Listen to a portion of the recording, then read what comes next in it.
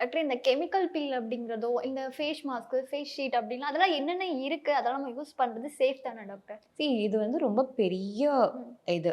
நீங்க வந்து மொத்த சோஷியல் பத்தி சொல்லுங்க, சயன்ஸ் பத்தி ஆ. சொல்லுங்கன்னு கேட்குற மாரி. It's a big subject okay. ம்.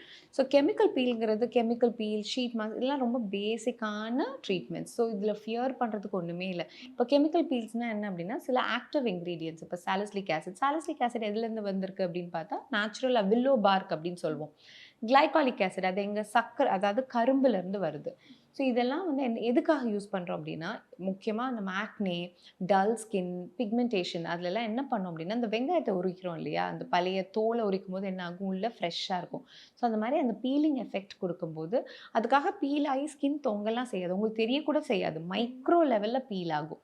ஸோ அந்த பீலிங் நடக்கும்போது என்ன ஆகும்னா, புது ஸ்கின் வந்து வெளிய வரும் சர்ஃபேஸ்லேருந்து. ஸோ அந்த ஃப்ரெஷ் அந்த வெங்காயம் எப்படி உள்புறத்தில இருக்கிறது ஃப்ரெஷ்ஷா இருக்கோ, ஸோ ஸ்கின்னுக்குமே நம்ம ஃப்ரெஷ்ஷான ஸ்கின் கொடுக்கும்.